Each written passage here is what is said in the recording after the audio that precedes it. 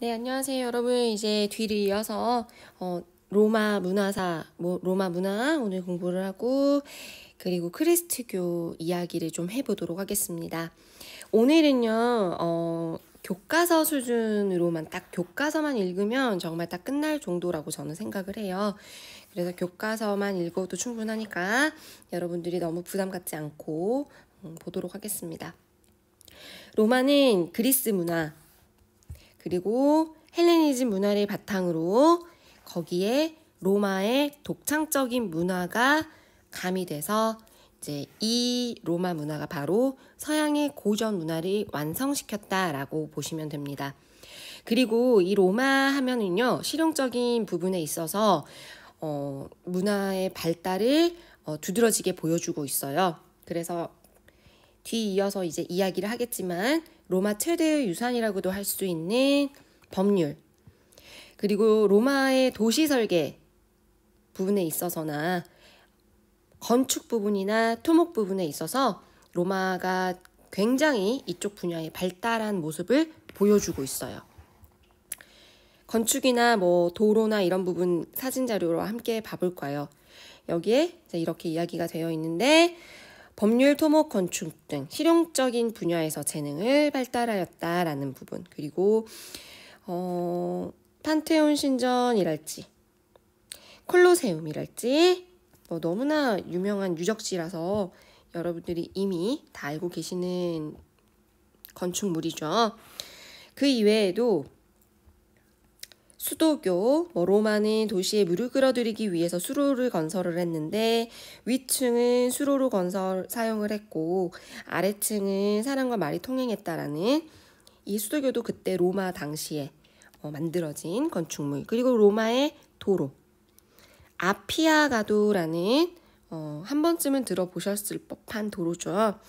그래서 이 고대 로마의 도로는요, 군대 이동이나 물자 교역, 소식 이런 것들을 위해서 로마 성장에 정말 결정적인 기여를 했다고 해도 과언이 아닐 정도로 로마의 도로는 대단히 만드는 기술이 정말 대단했던 것 같아요. 그래서 로마의 도로는 총 10만 킬로미터에 달하고 심지어 이 로마가 절정기에 이르렀을 때는 도시들을 중심으로 20개 이상의 거대한 군용도로가 뻗어 있었다라는, 아직까지도 이렇게 남아있다는 것 자체가 물론 보수공사는 조금 했겠지만 대단히 이 로마인들의 실용적인 분야에 있어서의 문화의 발달을 보여주는 대표적인 예다라고 보실 수 있겠죠. 그 다음에 이제 로마의 최대 유산이라고 지금 계속해서 선생님이 이야기를 하고 있는데 이 법률에 대한 이야기를 해보도록 하겠습니다. 크게 12표법, 시민법, 만민법 이렇게 나와 있네요. 그냥 이렇게 쉽게 생각하시면 돼요, 여러분. 로마라는 나라 자체가 작은 도시국가에서 시작을 해서 이탈리아 반도를 통일을 했고 그 이후에 대제국으로 로마 라틴 민족뿐만 아니라 다양한 민족을 지배하는 대제국을 형성한 나라이잖아요. 그래서 영토와 성장과 맞물려서 영토가 성장했다라는 것은 이 이외에 로마의 다른 시민까지, 다른 민족까지도 포함했다라는 이야기잖아요. 로마라는 나라 안에. 그래서 그 과정 속에서 발달한 법이다. 그렇게 보셔도 무방합니다, 여러분. 사실 12표법은 예전에 우리가 처음에 이거 할 때 배우신 적이 있어요. 로마 공화정 이야기를 할 때 12표법 이야기 들어보셨죠? 그 이후에도 리키니우스법이랄지 호르텐시우스법. 사실은 이 모든 법이 이제 시민법에 들어가는 로마 시민에게 적용되는 법이다. 그렇게 보실 수 있는데 그때 당시 12표법을 여러분들에게 제가 설명을 하면서 로마 최초의 성문법이야 얘들아. 그리고 그 전까지에 있었던 관습법 등을 성문화시킨 건데 그 이유가 자의적인 법 집행을 방지하기 위해서 이제 이렇게 성문법을 만든 거야, 성문화한 거야, 그런 이야기를 했었거든요. 그거랑 같이 연결시켜서 이제 보시면 돼요. 그래서 이 로마는 최초로 처음에 도시국가의 간섭법을 성문화한 12표법을 시작으로 그 이후에 등장하는 시민법, 로마 시민들에게 적용하기 때문에 시민법이라고 보셔도 돼요. 그리고 나서는 로마 시민인데 로마 민족이 아닌, 라틴 민족이 아닌 다양한 민족들이 모두 다 로마라는 이 로마인이 되잖아요. 그죠? 그러다 보니까 이 만민법은 제국 안에 있는 모든 민족에게 적용하는 법을 만드는 그렇게 보셔도 돼요. 자, 이 역사 부도에 있는 이 표를 보시면 더 이해가 편할 것 같습니다. 관습법인 성문법인 12표법을 제일 먼저 이제 만들었고, 그리고 나서 이제 사회가 점점 발달을 하면서 이제 시민법을 이제 만든 건데, 여기 안에는 뭐 예를 들면은 뭐 호르텐시우스 법이랄지 이런 법들이 다 들어가 있는 거라고 보시면 돼요. 그래서 실제로 이 시민법은 기원전 450년에 만들어졌던 12표법부터 기원전 287에 만들었던 그때 그 법 기억하시죠, 여러분?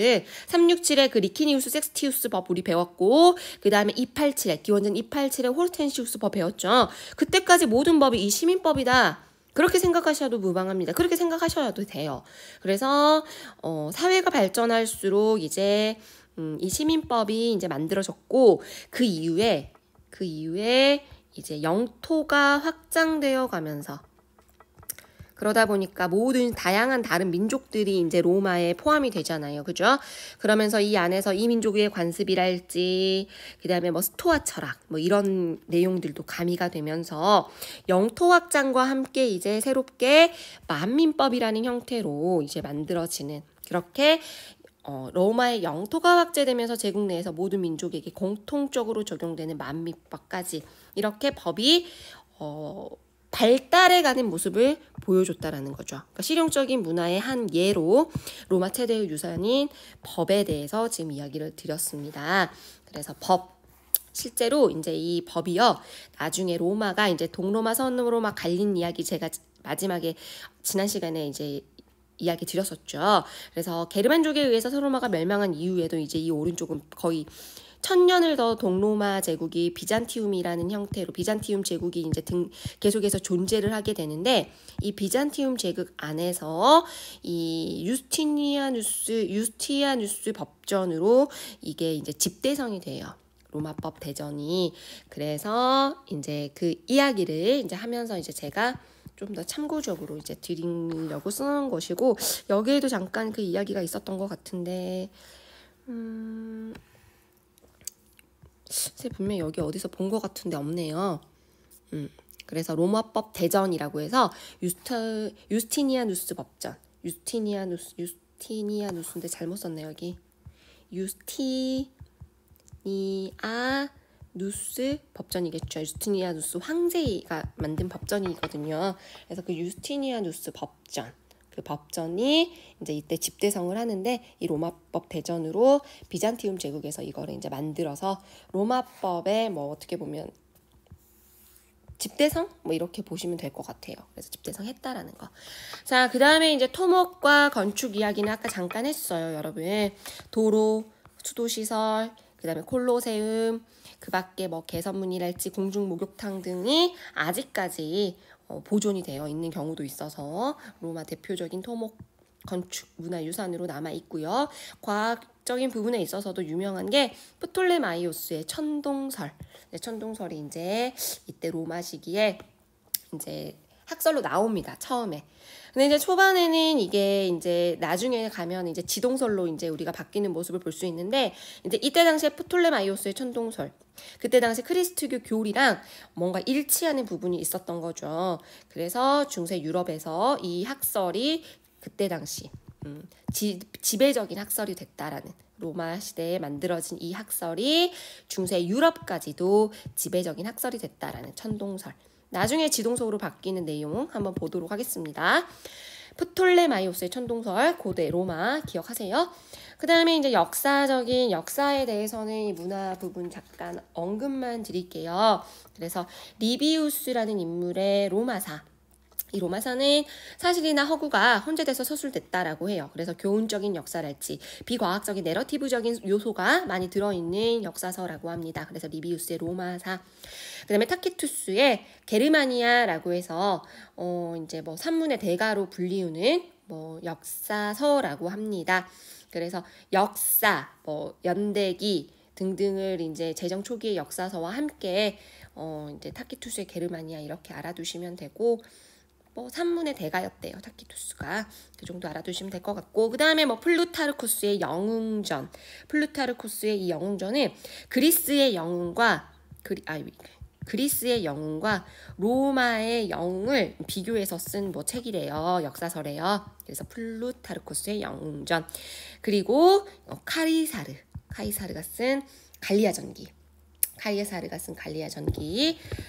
카이사르가 그 초반에 갈리아의 총독이었잖아요. 그래서 그때 당시에 쓴 거 같아요. 그래서 카이사르의 갈리아 전기. 그 다음에 문학적인 부분에 있어서는 베르길리우스의 라틴 문화, 농경시 이런 유산이 있고, 그 외에도 문학 작품은 대가로, 키케로, 호라티우스 이렇게 여러분들이 이제 기억을 하시면 될 것 같습니다. 그리고 이때 당시에 이제 스토아 철학이 유행을 했어요. 철학 부분에 있어서는 스토아 철학이 유행을 했다.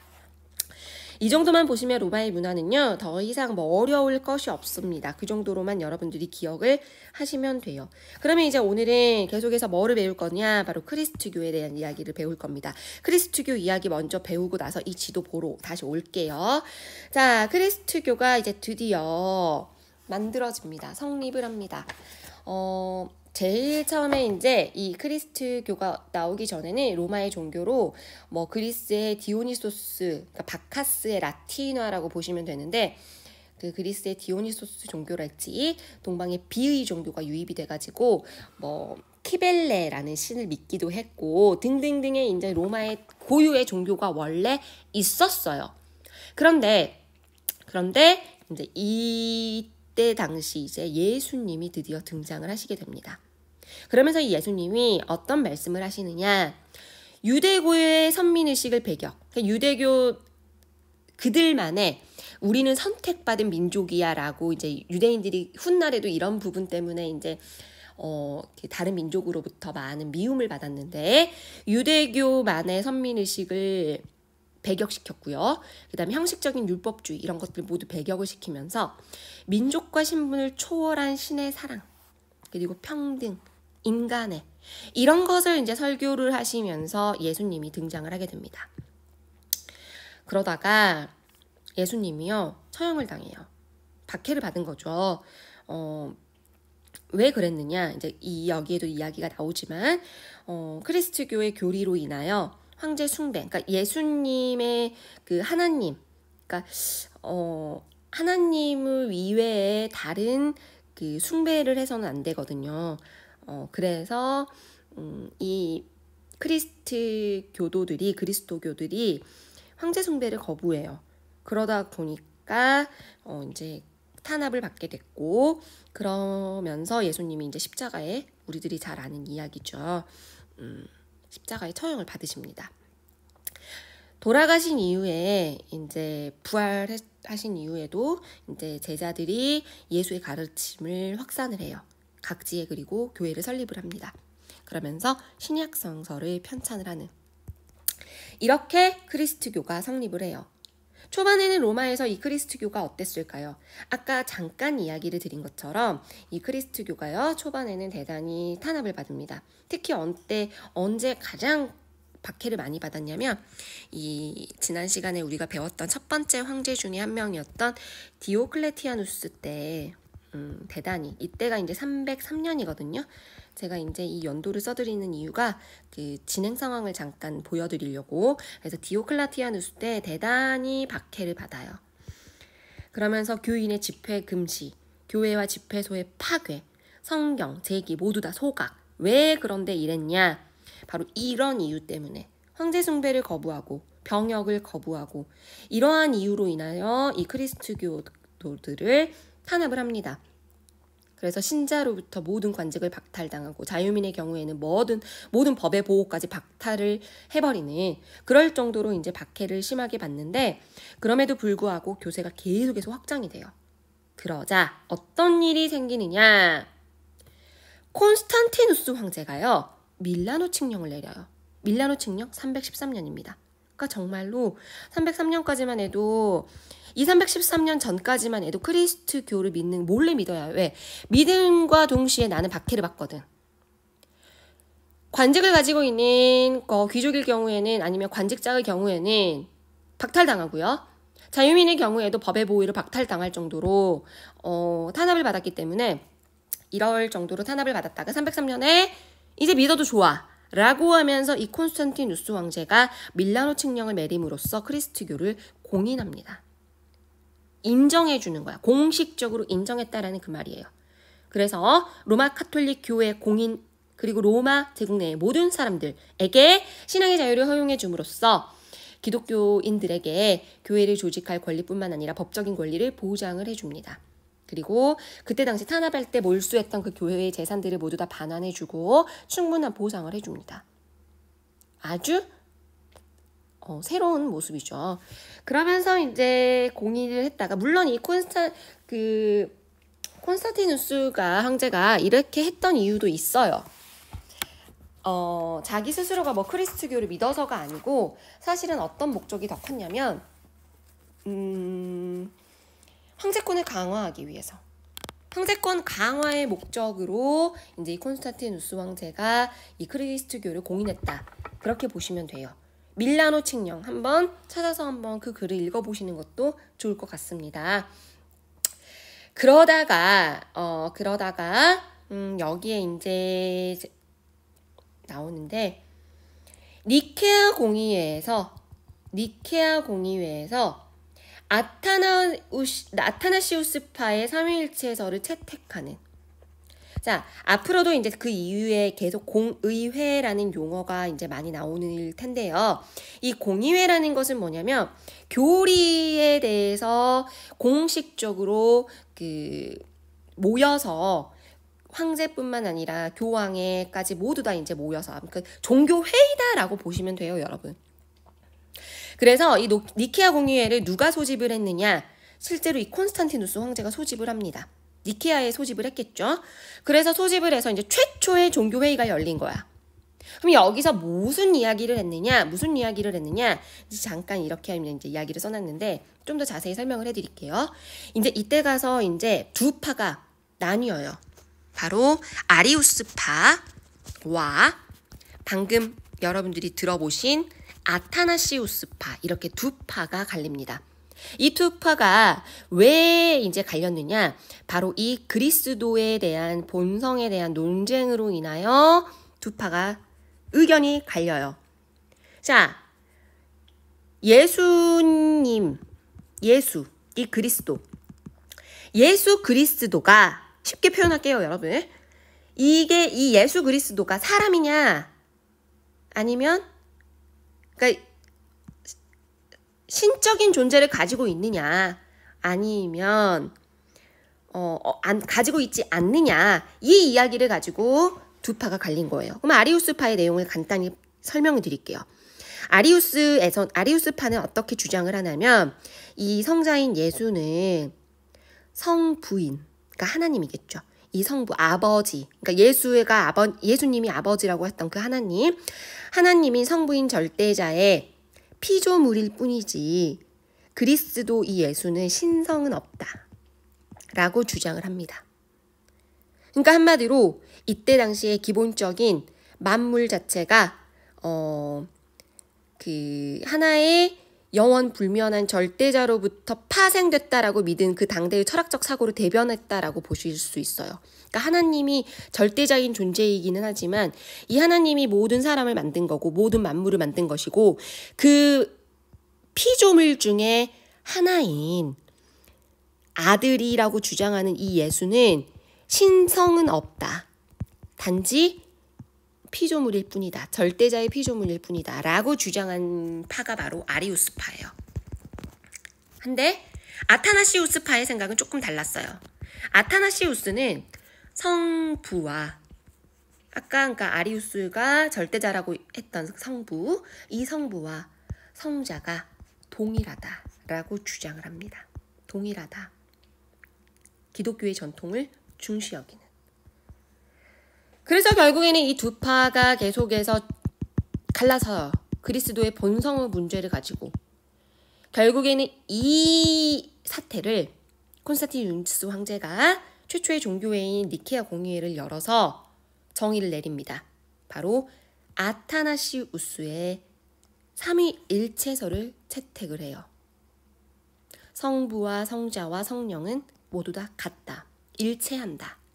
다시 말하면 성자와 성부는 동일한 본질이다 라고 하면서 아타나시우스파의 삼위일체설을 선택을 하고 반대로 아리우스파의 가르침을 이단으로 딱 규정을 내리는 것이죠. 그래서 바로 이게 니케아 공의회입니다. 물론 먼 훗날 이제 그래요. 우선 여기까지 합시다. 그 이후에 이제 또 무슨 일이 일어나느냐. 여기까지가 지금 콘스탄티누스 황제 때 일어난 일이에요. 그리고 나서 그 이후에 테오도시우스 황제가 바로 이 그리스도교를 나라의 종교인 국교로 선포를 해요. 그리고 이때 이제 또 공의회가 또 열려요. 어떤 공의회가 열리느냐면 콘스탄티노플 공의회라고 해서 381년에 이제 공의회를 다시 열어가지고 테오도시우스 왕제가 소집을 한 거죠.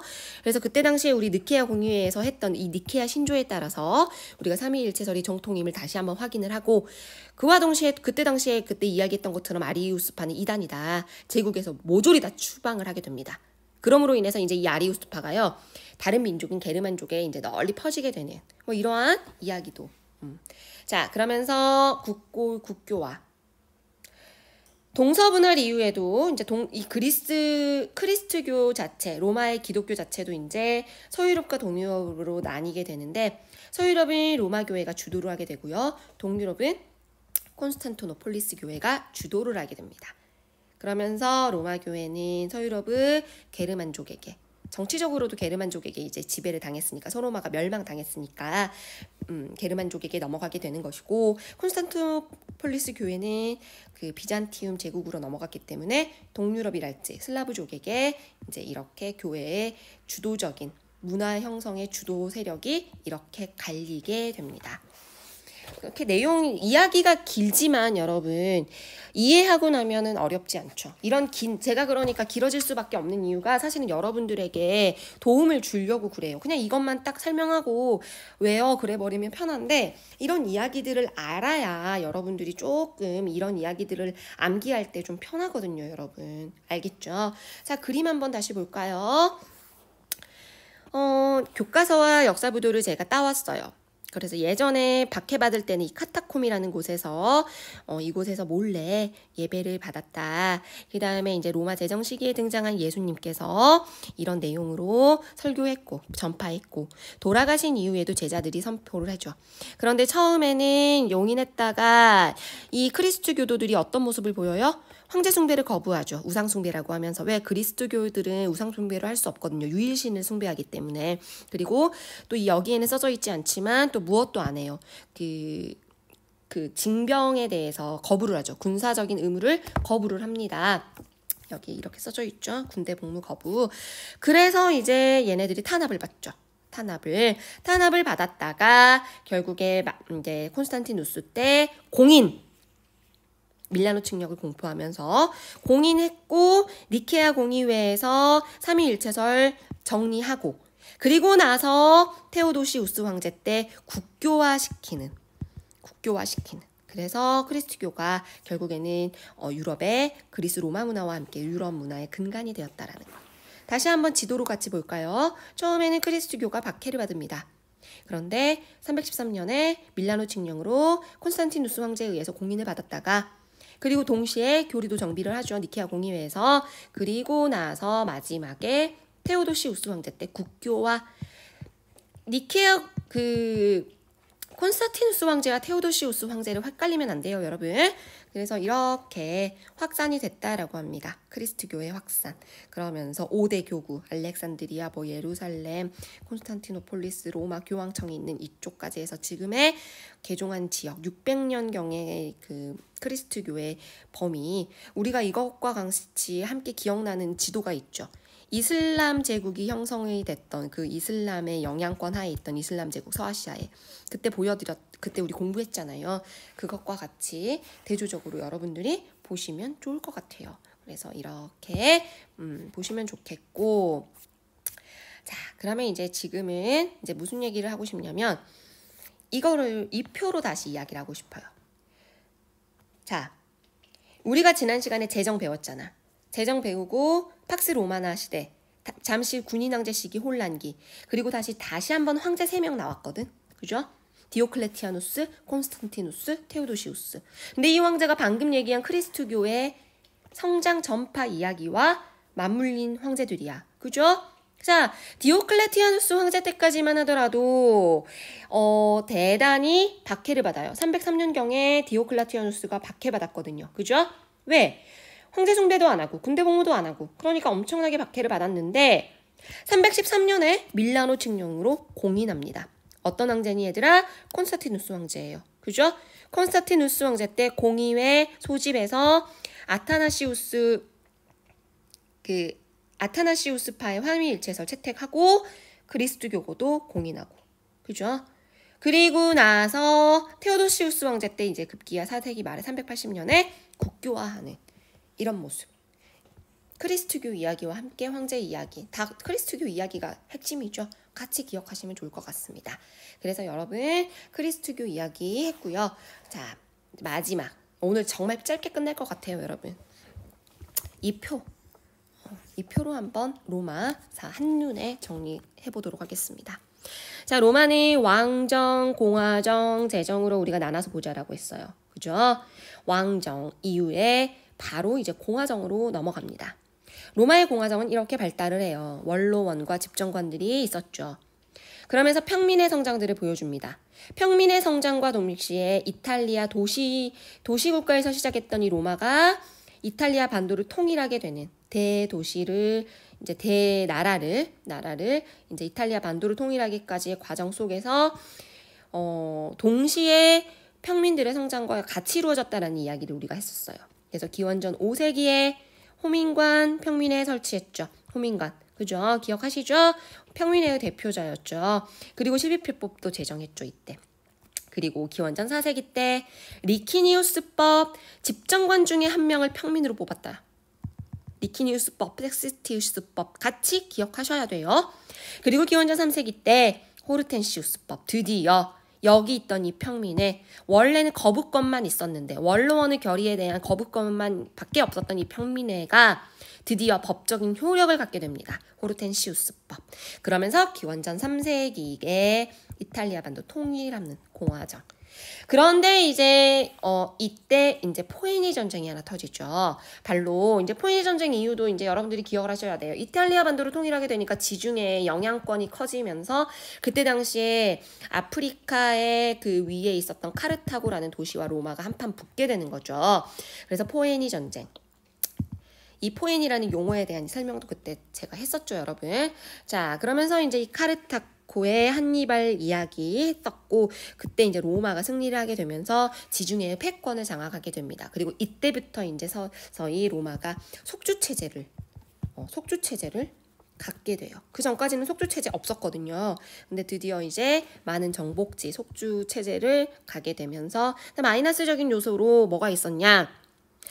이 속주에서 값싼 곡물이랄지 노예가 유입이 되다 보니까 대농장, 라티푼디움이 성행을 해요. 근데 라티푼디움이 성행을 하다 보니까 누가 몰락을 해? 자영농이 몰락을 하는 거예요. 자영농.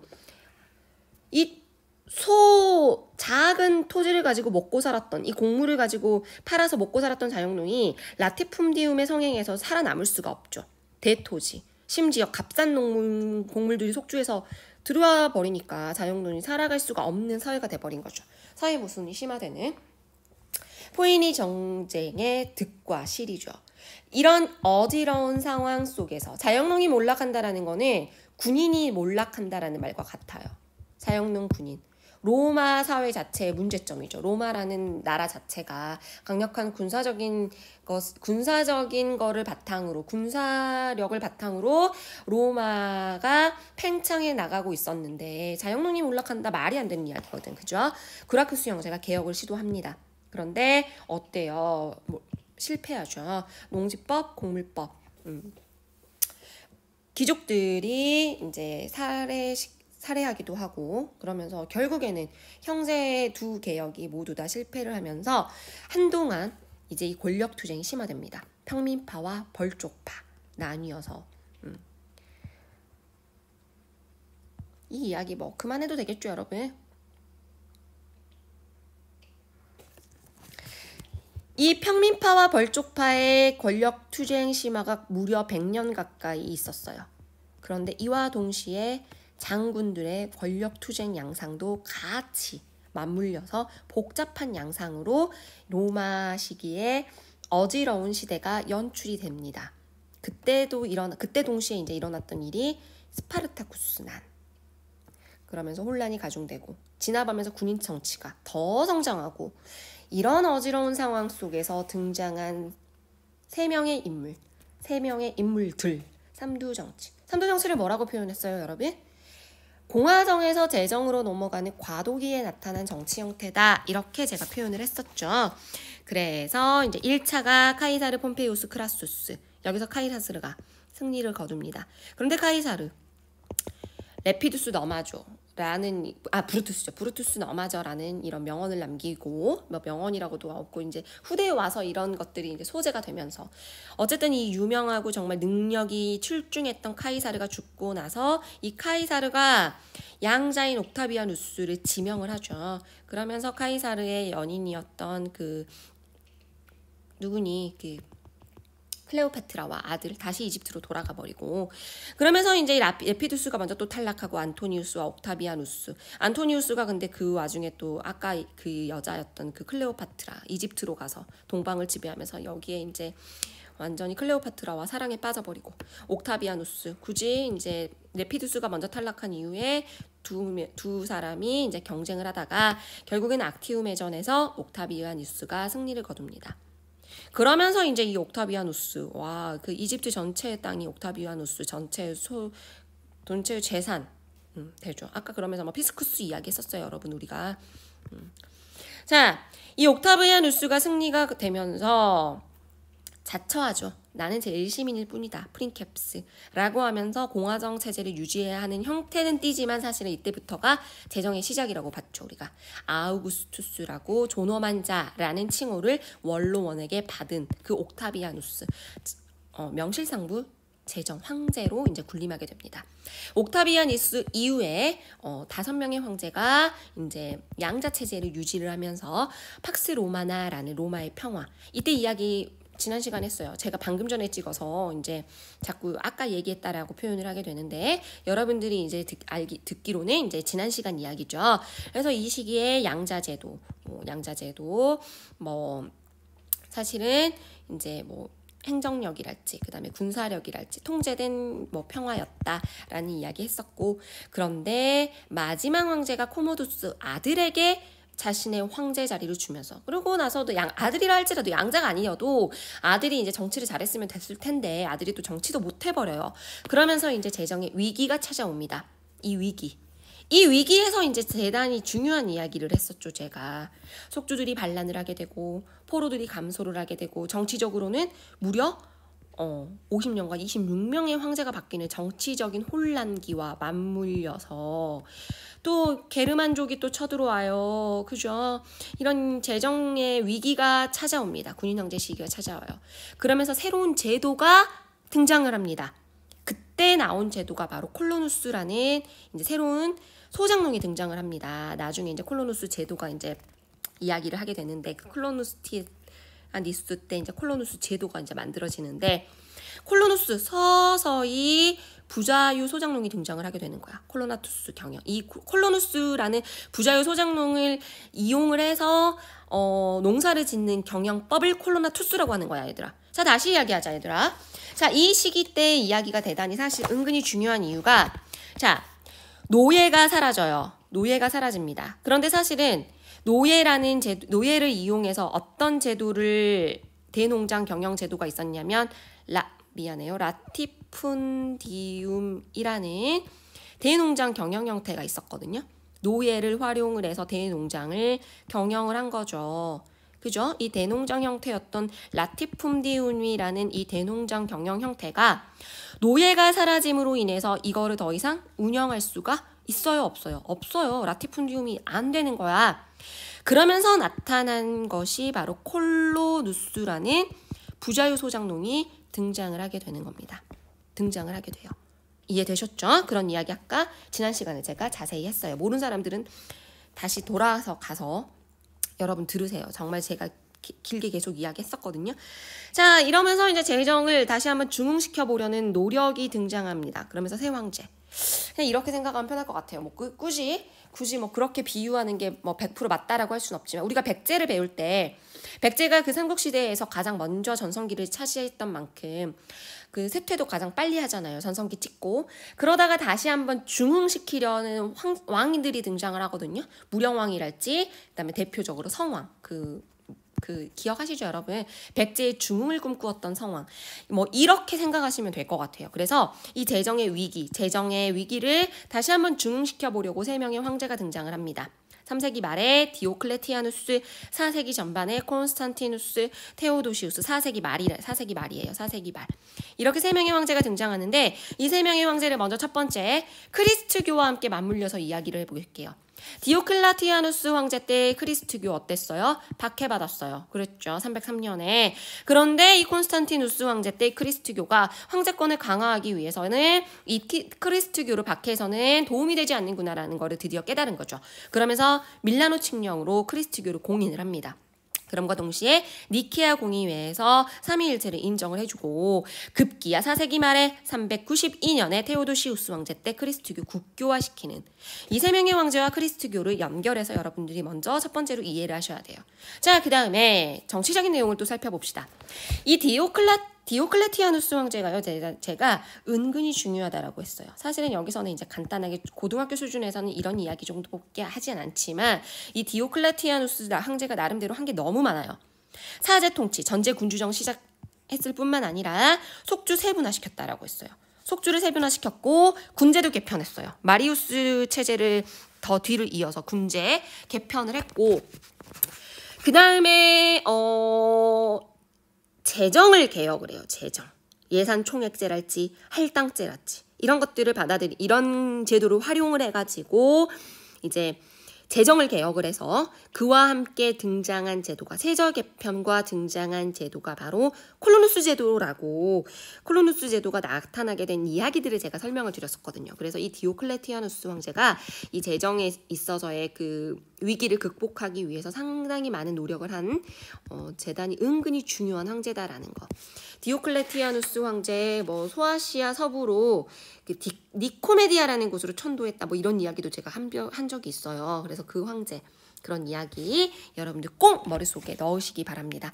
그러면서 4분할 통치, 황제, 4명의 황제, 부황제 이렇게 4명의 황제로 이제 부황제까지 두어서 분할시켜가지고 이제 했다라는 이야기. 그 정도 기억하시면 되고, 콘스탄티누스와 테오도시우스는 사실은 크리스트교 이야기밖에 없네요. 사실은 그것만 기억해도 충분해요, 여러분.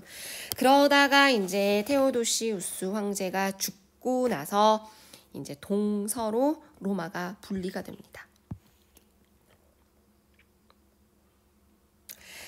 그리고 나서 이 395년에 게르만이 침입을 해요. 그러면서 395년이 아니죠. 395년에 동서로마가 분리가 되고, 그리고 이와 함께 이제 크리스트교 세계도 분리가 됐다. 뭐 이야기 지난 시간에 했죠. 로마 교회가 주도하고 비잔티움 교회가 주도하고, 그리고 분리된 이후에 이제 여기 서로마에 게르만족이 침입을 해요. 결국. 그러면서 476년에 이 서로마가 멸망하게 됩니다. 476년. 이렇게 해서 로마사가 오늘 여기까지 우리가 이야기를 했어요. 그죠? 한편 동로마는 1000년을 더 가요. 1000년을 더 갑니다. 15세기까지. 15세기까지 비단치움 제국이라는 이름으로. 그래서 다음 시간에는 서로마의 멸망 이후에 이 게르만족이 여기에 들어와서 프랑크 왕국을 세우거든요.